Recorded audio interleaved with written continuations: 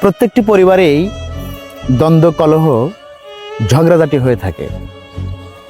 কারো পরিবারে একটু বেশি, কারো পরিবারে কম। কিন্তু আমার কথা হচ্ছে, এই সামান্য ঝগড়াঝাটি হলেই কেন দৌড়ে গিয়ে পাশের বাড়ির বড় ভাই, ভাবি, চাচা, চাচি তাদের কাছে বিচার চাইতে হবে?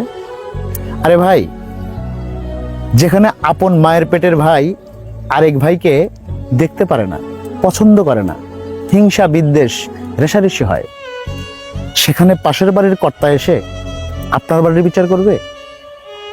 সেই বিচারটা কতটুকু গ্রহণযোগ্যতা পাবে, কতটুকুই বা আপনার পক্ষে থাকবে, এই হিসেবটা আমার জানা নেই। আমি আপনাদের উদ্দেশ্যে একটি কথা বলতে চাই। কথাটি হচ্ছে, ঘরের বিচার কখনো পরকে দিয়ে করতে যাবেন না।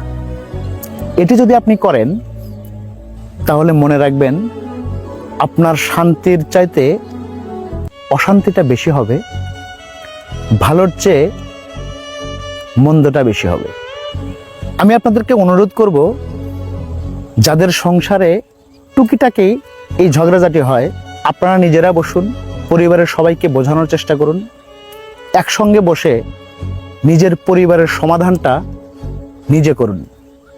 তাতে আপনার এবং আপনার পরিবারের জন্য মঙ্গল হবে।